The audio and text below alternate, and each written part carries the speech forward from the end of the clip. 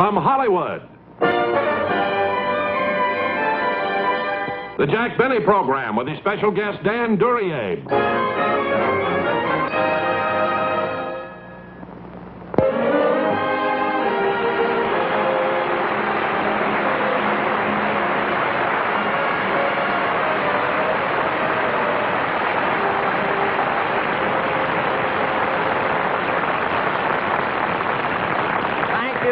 Thank you very much, ladies and gentlemen, and welcome to our show. Now, as a rule, you know, the night before a program, I get to bed kind of early so that I can work well, you see, the next day. But last night, I went to a party, and that was, believe me, the wildest party that I have ever attended. You see, Sammy, our drummer, is engaged to be married. So the rest of the boys in the orchestra threw a bachelor party for him. Now, I've been to parties where, you know, everybody brings a gift or brings his own food, you see. But this is the only party I ever went to where everybody brought his own bartender. Now, personally, I thought that this was ridiculous because when we sat down to dinner, now, our first course, we had vodka consomme, and then we had a salad, we had hearts of lettuce with a rum dressing. And then for our main course, we had Mexican chicken stuffed with tequila. And then some of the boys wound up with chopped liver. Not to eat, that was their condition. Now, at exactly 12 o'clock, midnight, they all raised their glasses to drink a toast to Sammy, see, because of his engagement. And then they turned out the lights, and they brought out a huge cake. And just as Sammy was about to cut the cake, out jumped a girl and immediately went into a striptease. You see, and everybody applauded, of course, everybody but Sammy. He was furious, you know. Not that Sammy's a prude or anything, but it seems that the boys accidentally hired the girl that Sammy's going to marry.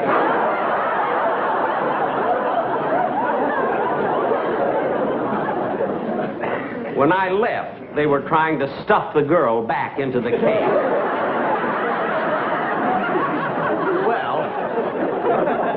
So much for last night.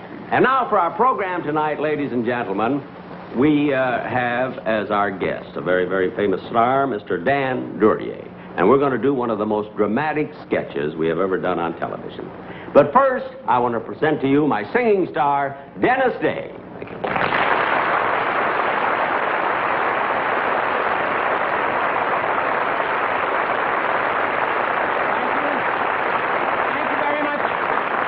Thank you, ladies and gentlemen, but I'm not going to be on the show tonight. So long, folks. Dennis, come back here. What'd you just say? I said I'm not going to be on the show tonight. Why not? Because you gave Dan Duryea the star dressing room, that's why. Well, of course I gave him the star dressing room. Dan Duryea is the star of his own television show. He's been a big hit on the Broadway stage. He's made hundreds and hundreds of great movies. Gee. Well, I thought you'd be impressed. Yeah, it makes you look like nothing.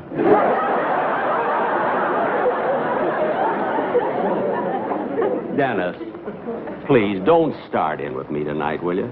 Now, why don't you go to your dressing room, get made up, and let me finish my monologue? Oh, no, not me, brother. My mother came to the studio with me, and when she heard you gave the star... Oh, your mother. Thinks she's smart because she helped build the freeway. Your mother. She was voted Miss Bulldozer of 1960. I don't care what she was voted. And look at Dennis. Dan Duryea gets the star dressing room, and that settles it. And let me tell you something. Dennis, what is that? What's that noise out there? Mrs. Day. Dennis, you can have the star dressing room. I threw the bum out. Bum? That happens to be Dan Duryea. I I don't care who it was. Well, you better care. He happens to be an important star. Every studio in Hollywood wants him. He can get $100,000 a picture and name his own picture. Oh, stop aggravating yourself. I'm not aggravating myself. Let me tell you something, Mrs. Day. If you weren't a woman... Since when did that stop you? And Mrs. Day, remember when Dennis first came to work for me? Nobody knew him. They didn't know who he was. Look what I did for him. Look what I did for your boy. I helped him. I guided him. I encouraged him. Ah, shut up!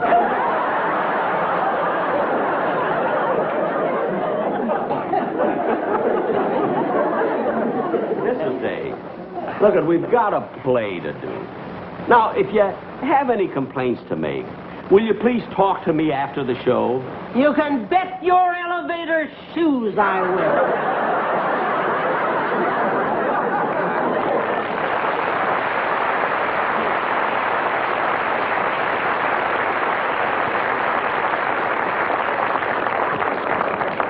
Oh, Don, you can go too. Ew, what a grouch. What'd you say? I was talking about my mother. Oh, Don Wilson, will you set the scene for our play, please? Ladies and gentlemen, for our feature attraction tonight, the Jack Benny Players present an original spine-tingling melodrama that takes place in a roadside hamburger joint entitled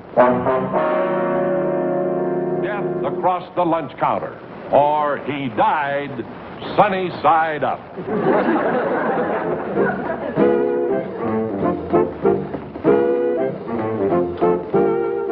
Although my story is an unusual one, it all took place in a typical American town. I am a typical American man in a typical American business, which is identified with my typical American name, Charleston T. Gundlefinger. The T stands for typical. Hey, kids, no dancing. Okay, Charlie. It's almost midnight. Why don't you go home? Well, sure. What are we, Bud? Let's see, a ham sandwich and pie a la mode. That'll be 85 cents. Yeah. Take it out. Hey, wait a minute. You've never eaten in Gundlefinger before, have you? No. Well, I trust people. Go over to that cash register, put in your $1, and take your 15-cent change. I wouldn't like to go. Oh, you're honest, aren't you? Of course. Well, go ahead. Okay.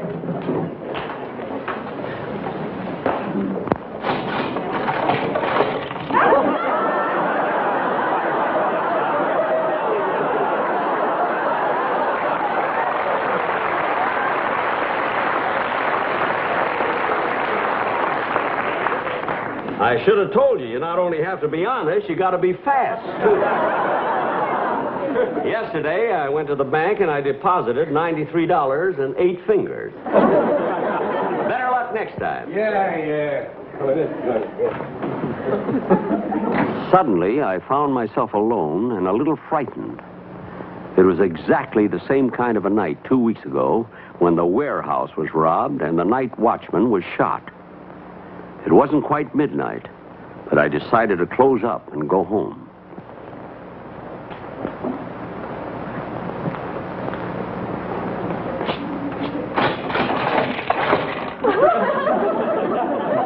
It's only me.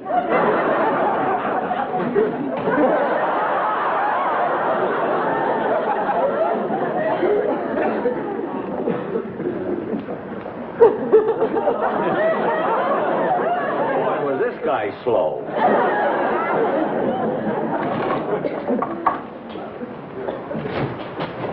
Give me a bowl of soup, will ya? Well, I was just closing up, but all right. Go right over there and sit up. Yes, sir. There you are. Hi, Charlie. Hi, Chubby. I'm chilly out. I'd like to get a cup of hot tea. Well, I was just closing up, but okay. Even though the men who murdered the night watchman were still at large, I had a feeling of security. For here in my lunchroom was the chief of police, Chubby Wilson.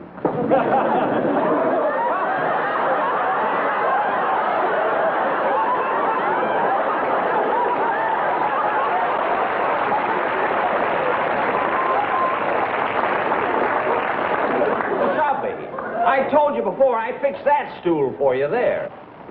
Oh, yes, I forgot.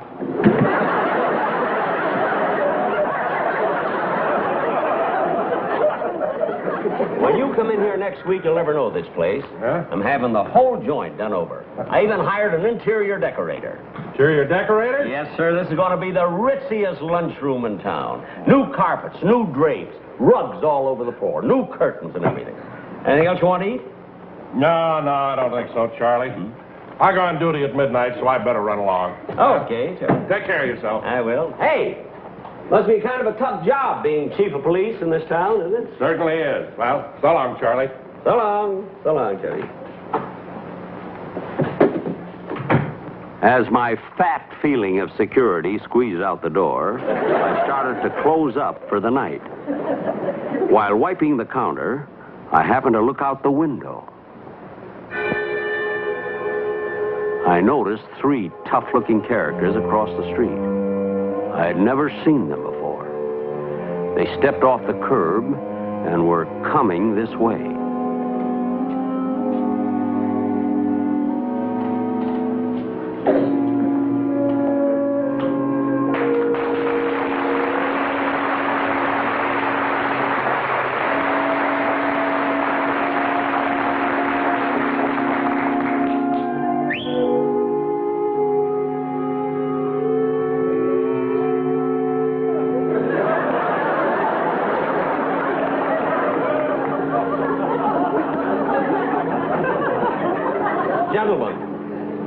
Gentlemen, it's past midnight, and I was just about to close up.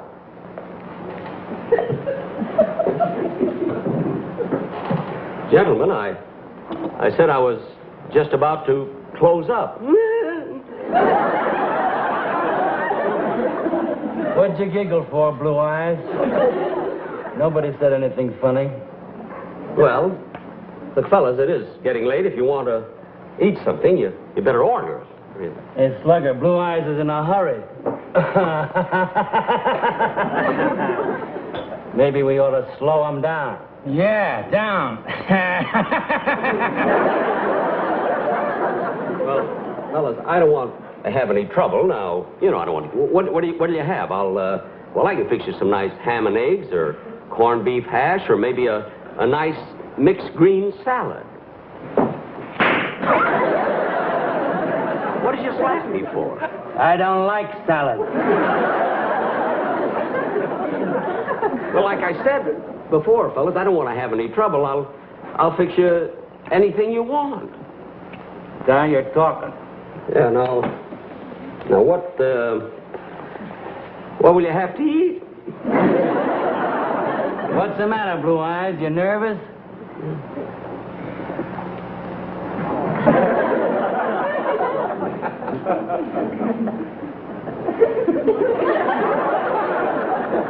I didn't know what he was smoking, but whatever it was, the filter wasn't working.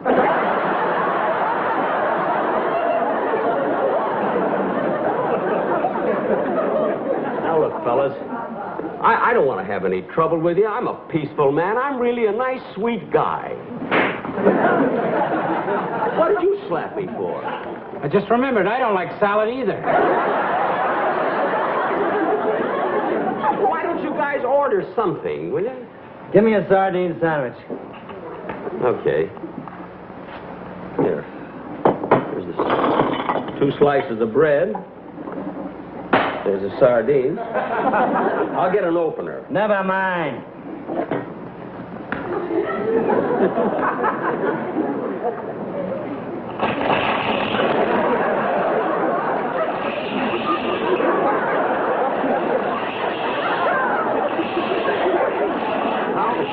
How can you eat sardines without taking them out of the can? Why not? Would you take pie out of the crust?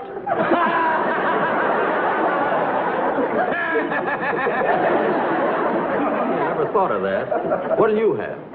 I'll have a piece of that cake. Yeah. There you are. Nice cake.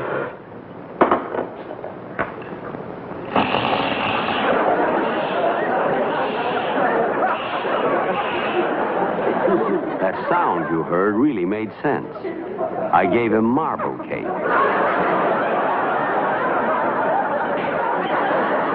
What'd you slap me for that time? I don't like lousy jokes either. I'll be right out. Somebody's coming. Now, you behave just like everything is all right, or you'll let you have it. Okay. I'll behave. Hey, Charlie. Hey, Chief. Oh, Chief. Am I glad to see you, Chief. You were right. It's tough to be a chief of police in this town. You're darn right it is. And Charlie, I came to warn you. The murderers are in this neighborhood. They're wearing black hats, trench coats with the collars torn up. And when you see them together, you can't miss them. One is bright and smart, and the other one is stupid. What he said about you. Get up. Oh. Here you are.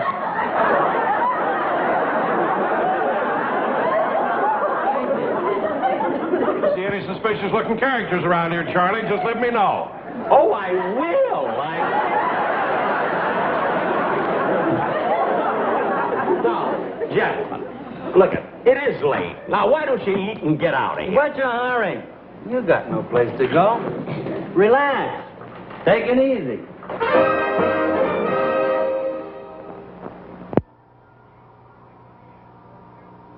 Hey, Slugger, come here. Look what they got in the jukebox. Oh, yeah.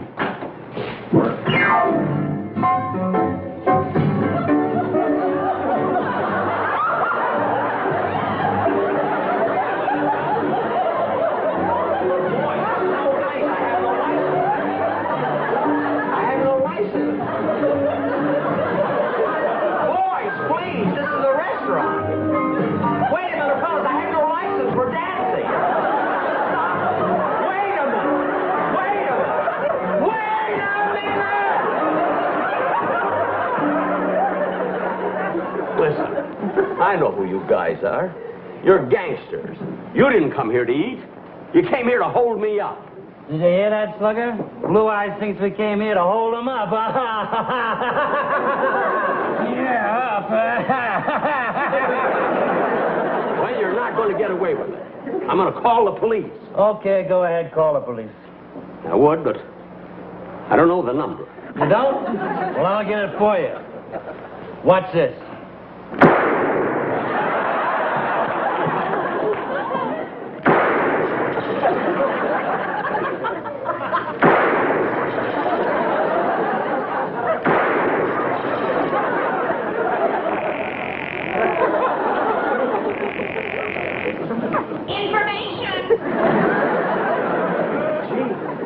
Go ahead, Blue Eyes, talk. And talk fast, I'm bleeding.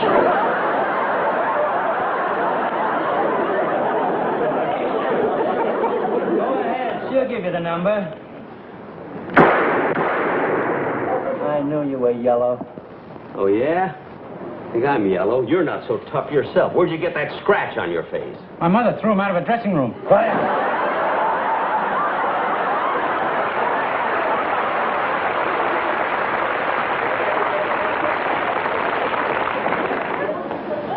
Now, I'll give you just 10 seconds to hand over your money. Oh, yeah? Well, I'm ready for you. Blue Eyes wants to shoot it out. Yeah, out. Come back here. He wouldn't have gotten very far. But first, I'm going to get you. Oh, yeah? Yeah. You just shot 2 bullets up in the air and 4 at that phone. That's 6 bullets. You have no more in your gun. Oh, yeah. Yeah. Please. Please, mister. Don't shoot. Don't shoot. I didn't mean any harm. I was just kidding. Oh, you were kidding, eh? Well, take that. Oh, he got me, Slugger. He got me. I'm dying, Slugger. I knew the day would come. I know. I couldn't get away with it. Everything's getting black. I can't see. You've been the best pal I ever had, Slugger. But now we have to part because I'm dying. Goodbye, Slugger. Goodbye. I'm dying. I'm dying. I'm dying. Well, fall down, you big ham. I don't want to die. Help me, Slugger. Help me. I'll help you.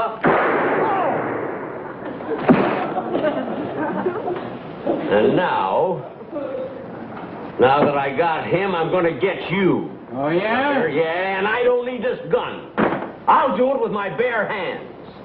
Take one step toward me, and I'm gonna let you have it right between the eyes. Oh, you are, eh? Yeah, but you asked for it.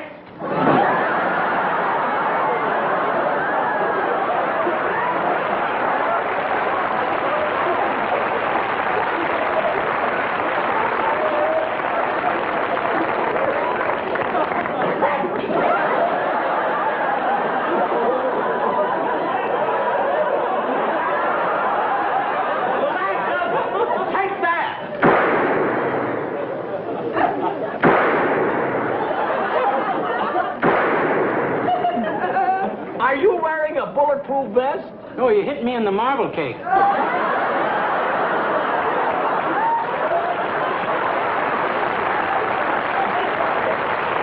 right, then take that.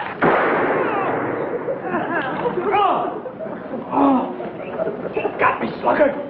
Slugger, I'm dying. Dying, Slugger. You're Slugger. Ooh.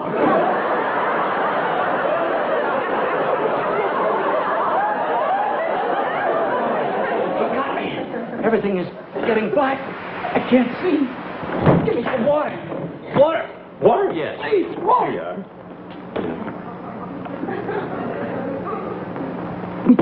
Gee, that makes me feel better.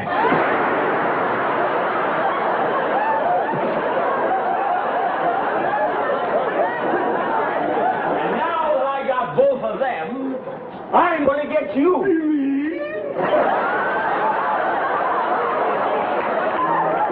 Yes, you. Yeah, I got news for you. I'm not with them. I'm your interior decorator.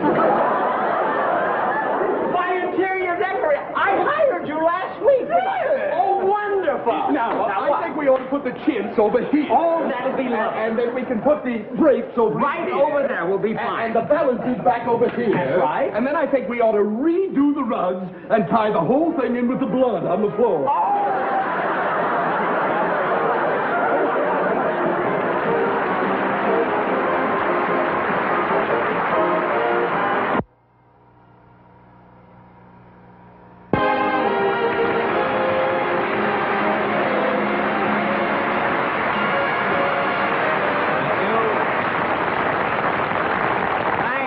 Thank you very much, ladies and gentlemen. I hope you enjoyed the show. And now, once again, I would like to bring out my guest, Dan Duryea.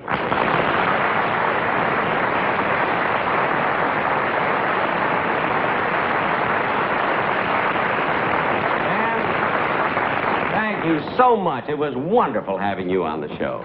Well, thank you, Jack. You know, I did this just as a favor to you. Really? As a rule, I don't play these tough guy roles anymore. I like people. I'm a real, kind-hearted, tender person. I know you are, Dan. You're a real sweet guy. I know all about you. Thank you. Now, I understand you're leaving tomorrow on a trip. Mm-hmm. You're going to be gone for quite a while, so instead of waiting for it, I'll give you your check now for the show. Oh, thank you.